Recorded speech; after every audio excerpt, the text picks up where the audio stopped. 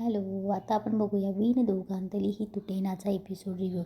कालच्या भागात आपण बघितलं की जी काही गडबड झाली असते, मंडपाचा गेट हा समरवर पडणार असतो, ते सगळ्यातनं बाहेर निघून आता सगळ्या पूजा संपन्न होतात. समरचं ही पूजा संपन्न होते आणि इकडे आदिरा आणि स्वानंदीची गौरीपूजनही संपन्न होतं. आता गुरुजी स्वानंदीच्या बाबांना सांगतात की समरला टीका लावा. तेव्हा स्वानंदीचे बाबा समरला टीका लावतात. इकडे मल्लिकाचा प्लॅन असतो की जेव्हा समरचे पाय धुवायला लावणार ना, तेव्हा तिथे गरम पाणी त्यांना टाकायचं असतं, म्हणजे समरला चटका बसेल असं काहीतरी त्यांचा प्लॅन असतो. तेवढ्यात गुरुजी काहीतरी बोलत असतात. तेवढ्यात मल्लिका गुरुजींना मुद्दामच आवाज देते आणि निलिमा पटकन गुरुजी मल्लिकाशी बोलत असतात तेव्हा निलिमा पटकन तो तिथे पाणी भरलेला तांब्या तो उचलून तिथे गरम पाण्याचा तांब्या ठेवते. आता विधी सुरू होतो. गुरुजी बोलतात की वधूच्या वडिलांनी नवऱ्या मुलाचे पाय धुवायचे. तेव्हा हे समरला पटत नसतं. तेव्हा समर बोलतो थांबा. तेव्हा मल्लिका मुद्दामच बोलते, अरे समर, असं विधीमध्येच का थांबवतोयस? अरे नवऱ्या मुलाचा मान असतो हा आजच्या दिवशी. तेव्हा मल्लिका बोलते की हा विधी झाल्याशिवाय सीमांत पूजा पूर्ण झालेली होणार नाही, हो ना गुरुजी? तेव्हा गुरुजी बोलतात की हो. तेव्हा समर बोलतो, माफ करा गुरुजी, पण मी हा विधी करून घेणार नाही. तेव्हा स्वानंदीचे वडील बोलतात की जावई बापू, अहो हा विधी असं का नाही म्हणतायत तुम्ही? आमचं काही चुकलं आहे का? ते हात जोडतात. तेव्हा समर बोलतो की नाही बाबा, तुमचं काहीच चुकलेलं नाही, तुम्ही हात का जोडतायत, पण मला हा विधी नाही करून घेता येणार. तेव्हा स्वानंदीचे बाबा बोलतात की का? तेव्हा समर बोलतो की बाबा, तुम्ही माझ्यापेक्षा मोठे आहात आणि मी तुमच्याकडनं पाय नाही धुवू शकत. तुमच्याकडनं काय, इनफॅक्ट मी कोणाकडनंच पाय धुवू नाही शकत. तेव्हा स्वानंदीचे बाबा बोलतात की जावई बापू, ही रीत आहे. तेव्हा समर बोलतो की लहानांनी मोठ्यांचे पाय पडावे ही रीत आहे बाबा, पण मोठ्यांनी लहानांचे पाय धुवावे ही रीत नाही आहे. तेव्हा स्वानंदीचे वडील बोलतात की पण तुम्ही जावई आहात ना. तेव्हा समर बोलतो की जावई असलं म्हणून काय झालं बाबा, मी तुमच्याकडून पाय धुवून घेणार नाही, उलट मी तुमचे पाय पडणार आहे. तेव्हा समर पाय पडणार. तेव्हा बाबा बोलतात की असू दे असू दे, तुमच्यासारखा जावई आम्हाला लाभला यापेक्षा आमचं भाग्य काय असू शकतं. मल्लिका पुन्हा तोंडघशी पडते.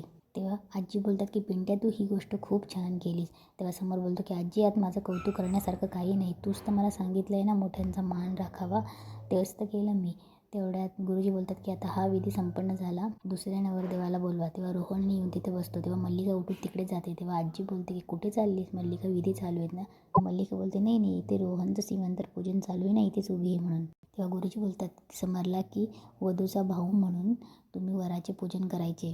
तेव्हा गुरुजी समरला रोहनला गंध लावायला लावतात. समर रोहनला गंध लावतो आणि गुरुजी पाय धुवायला लावणार. तेव्हा समर बोलतो की त्याआधी मला तुमच्याशी बोलायचं आहे. तेव्हा रोहन बोलतो की मला त्याआधी तुमच्याशी बोलायचं आहे. तेव्हा समर बोलतो की काय?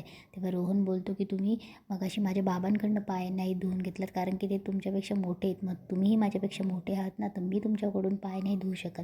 तेव्हा सगळ्यांना ते बरं वाटतं. तेव्हा समरलाही छान वाटतं. तसंच रोहनचंही सीमांत पूजन इथे संपन्न होतं. तेव्हा गुरुजी बोलतात की चला आता एक विधी संपन्न झाला, दुसऱ्या विधीला सुरुवात करूया. तेव्हा सगळे उठतात. तेव्हा मल्लिका घाई गडबडीत करताना तिने जो कट रचलेला असतो गरम पाण्याचा, तो तांब्याच तिच्या पायावर लागतो आणि तेव्हा तिला जोरात चटका बसतो आणि ती ओरडायला लागते. तेव्हा सगळे धावतात की काय झालं.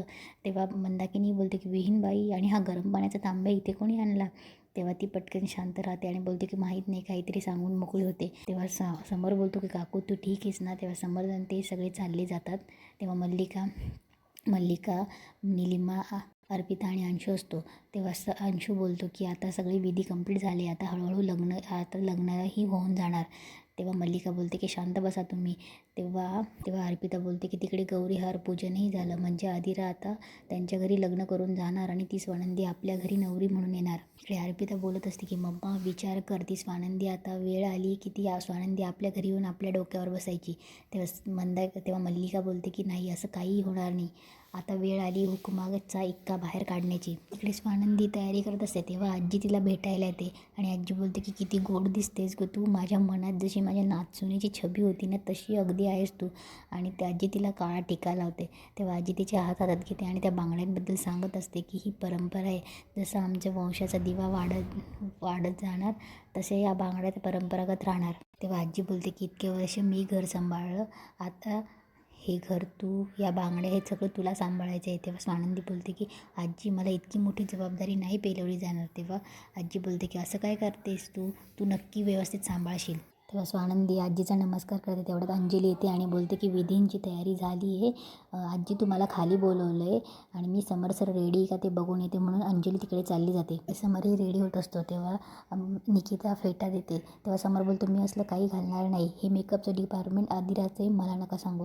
तेव्हा निकिता बोलते की समर तुला फेटा घालावा लागेल. तेव्हा आनंद बोलतो की अरे लग्न एकदाच होतं. तेव्हा निकिता चिडते आणि बोलते की तू पण शांत बस आणि तू पण शांत बस, समर तुला फेटा घालावा लागेल.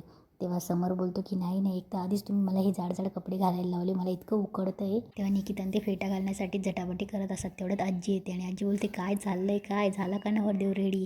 तेव्हा निकिता बोलते की आजी याला सांग ना, हे नाही घालणार ते नाही घालणार, सारखं कटकट चालू आहे, ऑफिसला जातो तसं सूट घालून जायचं म्हणतोय तो. तेव्हा आजी बोलते की समर तुला फेटा घालावा लागणार. तेव्हा आजी जबरदस्ती त्याला फेटा घालून देते. तेव्हा निकिता बोलते की बघ आजी हे तुलाच जमणार होतं. तेव्हा निकिता आणि आनंद बाहेर जातात. तेव्हा समर बोलतो की आजी हे काय चाललं आहे ना तुमचं, बघ देव बघतोय, तुला माफ नाही करणार तू माझ्यासोबत जे करते ते. तेव्हा आजी हसायला लागते आणि बोलते की देवा किती छान दिसतोय ना माझा नवरदेव.